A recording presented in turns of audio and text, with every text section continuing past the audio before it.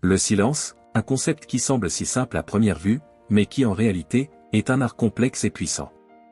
Dans un monde saturé de bruit, de distractions incessantes et d'opinions omniprésentes, apprendre à manier le silence peut se révéler être une arme de sagesse et de maîtrise de soi.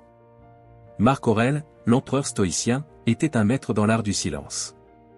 Il comprenait que, dans le vacarme de la vie quotidienne, c'est souvent dans les moments de calme intérieur que l'on trouve la véritable clarté et la paix.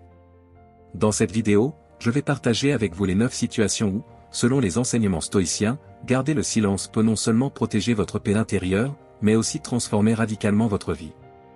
Chaque situation est une opportunité d'appliquer la sagesse ancienne à nos défis modernes. Alors, restez avec moi jusqu'à la fin, car la dernière situation est sans doute la plus surprenante et la plus profonde, et pourrait bien changer votre façon de voir le monde. Avant de commencer, si vous êtes ici pour apprendre comment appliquer la sagesse ancienne à votre vie moderne, je vous invite à vous abonner dès maintenant à la chaîne pour ne rien manquer de nos prochaines vidéos. Ensemble, nous explorerons les enseignements des grands philosophes stoïciens et découvrirons comment ils peuvent nous guider vers une vie plus équilibrée et sereine. Première situation, la colère. La première situation où le silence est d'or, c'est lorsque vous êtes en colère. Marc Aurèle disait que la colère est une forme de folie temporaire. Lorsqu'on est en proie à la colère, notre jugement est souvent altéré. Il est facile de dire des choses que l'on pourrait regretter plus tard, des paroles qui blessent et laissent des cicatrices profondes. Le silence, dans ces moments-là, agit comme une barrière protectrice. Il crée un espace entre l'émotion et la réaction, un espace où vous pouvez respirer, réfléchir et finalement, choisir une réponse plus sage. Imaginez un instant la dernière fois que vous avez été vraiment en colère. Que se serait-il passé si, au lieu de réagir immédiatement, vous aviez choisi de rester silencieux? Probablement, la situation se serait désamorcée d'elle-même, ou du moins, vous auriez évité d'ajouter de l'huile sur le feu. En gardant le silence, vous évitez d'envenimer une situation déjà délicate et vous donnez à votre esprit le temps de se calmer, de se recentrer. Vous transformez une réaction impulsive en une réponse réfléchie. Deuxième situation, les critiques. La deuxième situation concerne les critiques. Lorsque quelqu'un parle mal de vous, la première réaction naturelle pourrait être de riposter, de se défendre, de justifier vos actions ou de vous engager dans une bataille verbale. Mais Marc Aurèle nous rappelle que répondre à la critique ne fait souvent que l'amplifier. En vérité, réagir aux critiques peut souvent donner plus de pouvoir à ceux qui cherchent à vous blesser ou à vous déstabiliser. Parfois, le silence est la meilleure réponse. Il montre que vous ne vous laissez pas affecter par les jugements extérieurs et que votre valeur ne dépend pas de l'opinion des autres. En gardant le silence face aux critiques, vous envoyez un message fort, celui que vous êtes sûr de vous, que vous êtes ancré dans vos convictions, et que vous n'avez pas besoin de l'approbation ou de la validation des autres pour exister. Mais ce n'est pas tout. Le silence dans les moments de critique est plus qu'une simple stratégie, c'est une véritable déclaration de confiance en soi. En ne répondant pas, vous refusez de jouer le jeu de la confrontation et de la justification. Vous montrez que votre paix intérieure n'est pas négociable et que vous êtes au-dessus des querelles insignifiantes. Ce silence, loin d'être une forme de faiblesse, devient alors un symbole de force intérieure. Troisième situation, les personnes négatives. La troisième situation est celle où vous êtes entouré de personnes négatives. Ces personnes peuvent être des collègues, des amis, ou même des membres de la famille, qui, consciemment ou non, vous entraînent dans des discussions qui épuisent votre énergie et nuisent à votre bien-être mental. Marc Aurèle, dans sa sagesse stoïcienne, conseillait de rester silencieux dans ces moments-là, non pas par manque d'intérêt ou d'empathie, mais pour préserver votre propre paix intérieure. Les personnes négatives ont souvent le pouvoir d'attirer d'autres personnes dans leur spirale de pessimisme et de critique. Elles peuvent détourner votre attention de ce qui est vraiment important et vous entraîner dans des débats stériles qui ne mènent nulle part. Le silence, dans ces situations, devient un bouclier. Il vous protège des influences négatives et vous permet de rester centré sur ce qui compte vraiment dans votre vie. Ne vous engagez pas dans des débats inutiles, le silence peut vous aider à rester concentré sur vos propres objectifs et à ne pas vous laisser entraîner par les émotions et les énergies négatives des autres. En choisissant le silence, vous faites le choix de ne pas vous laisser affecter par l'atmosphère toxique qui vous entoure. Vous restez maître de vos émotions et de votre esprit. Quatrième situation, les négociations. La quatrième situation où le silence est crucial est lors des négociations. Que ce soit dans le cadre professionnel ou personnel, rester silencieux peut être un atout majeur. Marc Aurèle croyait que le silence force l'autre partie à montrer ses cartes. Lorsque vous gardez le silence dans une négociation, vous créez un espace où l'autre personne se sent obligée de parler, de révéler plus d'informations, de justifier ses positions. Le silence devient alors une stratégie. En ne réagissant pas immédiatement, vous gagnez du temps pour réfléchir, analyser la situation sous différents angles, et répondre de manière plus stratégique. Le silence dans une négociation n'est pas une absence de réponse, c'est une réponse en soi. C'est une manière de montrer que vous n'êtes pas pressé, que vous êtes en contrôle, et que vous prenez le temps de considérer toutes les options avant de prendre une décision. Imaginez combien de situations tendues vous pourriez désamorcer simplement en restant silencieux au moment opportun. Combien de conflits pourraient être évités, combien de meilleures décisions pourraient être prises, simplement en prenant le temps de se taire, d'observer, et de répondre avec discernement. Cinquième situation, l'injustice. La cinquième situation est celle où vous êtes confronté à une injustice.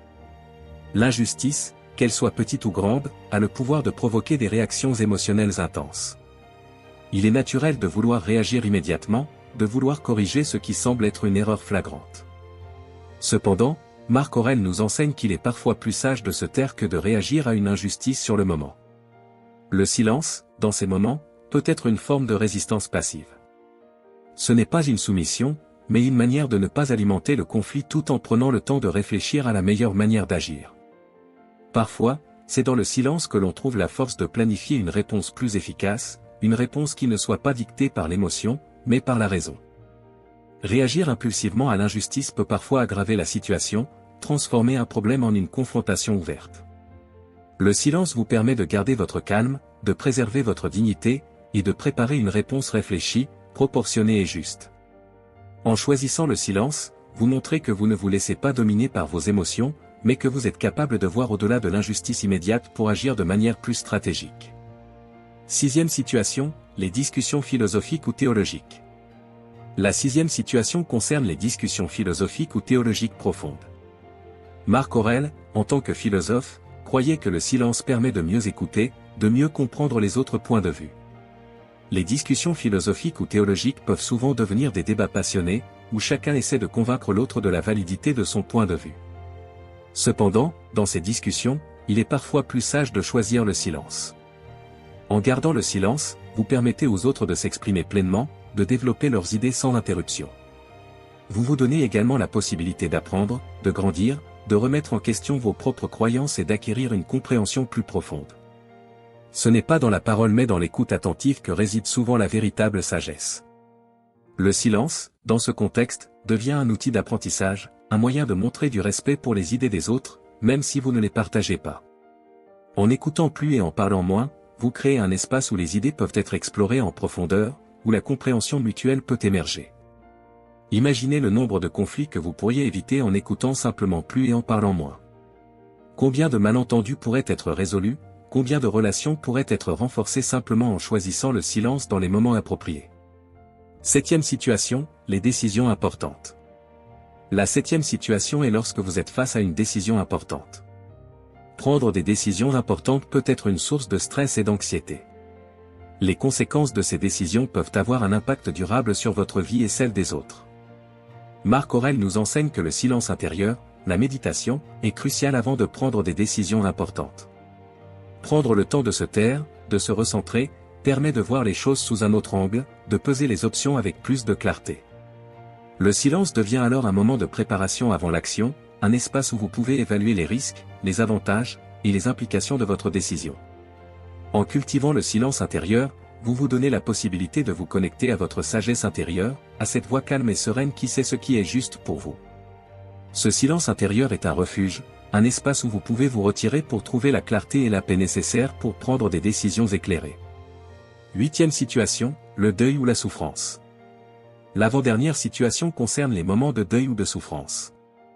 La perte d'un être cher, la douleur d'une situation difficile, sont des moments où les mots semblent souvent insuffisants. Marc Aurèle croyait que, parfois, le silence est la plus grande forme de soutien que vous puissiez offrir aux autres ou à vous-même. Dans ces moments de douleur, les paroles peuvent sembler vides ou maladroites. Le silence, en revanche, permet d'honorer les émotions sans les étouffer. Il crée un espace sacré où la douleur peut être ressentie pleinement, sans être noyée dans un flot de mots inutiles. Le silence, dans ces moments, devient une forme de présence.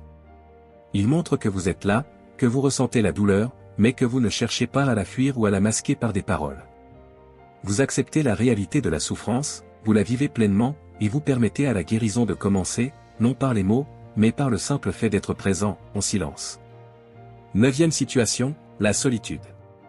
Enfin, la 9e et la plus profonde des situations où le silence est nécessaire, c'est lorsque vous êtes seul avec vous-même. Dans un monde rempli de distractions, de notifications, de sollicitations constantes, trouver du temps pour être seul avec soi-même devient de plus en plus difficile. Pourtant, Marc Aurèle enseignait que le silence intérieur est la clé pour accéder à la véritable sagesse et à la paix intérieure. Ce silence intérieur, ce moment où vous éteignez le bruit du monde extérieur et que vous vous connectez à votre essence, est peut-être l'accomplissement ultime du stoïcisme. Dans ce silence, vous pouvez vous écouter vraiment, entendre vos pensées les plus profondes, vos désirs, vos peurs, et les affronter avec honnêteté. Apprendre à faire taire le bruit mental est une discipline, un article. Ce silence intérieur vous permet de vous reconnecter à vous-même, de trouver la clarté et de naviguer dans la vie avec une sérénité inébranlable. C'est dans ce silence que vous pouvez trouver la force de vous recentrer, de vous ressourcer, et de vivre une vie plus alignée avec vos valeurs et vos aspirations. Si vous souhaitez apprendre à maîtriser ce silence intérieur et vivre une vie plus calme et centrée, je vous encourage à vous abonner à la chaîne et à activer les notifications. Chaque vidéo que je partage est une opportunité de plonger plus profondément dans les enseignements stoïciens et de découvrir comment ils peuvent transformer votre vie. Le silence, dans ses multiples formes, est un outil de transformation. Comme Marc Aurèle, vous pouvez apprendre à l'utiliser pour naviguer dans la vie avec sagesse et sérénité. Que ce soit face à la colère, aux critiques, aux moments de négociation ou même dans les moments de profonde introspection, le silence peut devenir votre meilleur allié. Il ne s'agit pas simplement de se taire, mais de cultiver un silence qui vous renforce, qui vous protège, et qui vous guide vers une vie plus paisible et épanouie. Le silence est une force, une présence, une sagesse qui transcende les mots et qui vous permet de vivre en harmonie avec vous-même et avec le monde. Pour aller plus loin dans l'exploration des enseignements stoïciens, je vous invite à regarder cette vidéo complémentaire où je parle de comment appliquer les principes du stoïcisme au quotidien. Ensemble, apprenons à cultiver le silence, à embrasser la sagesse, et à vivre une vie plus riche et plus sereine.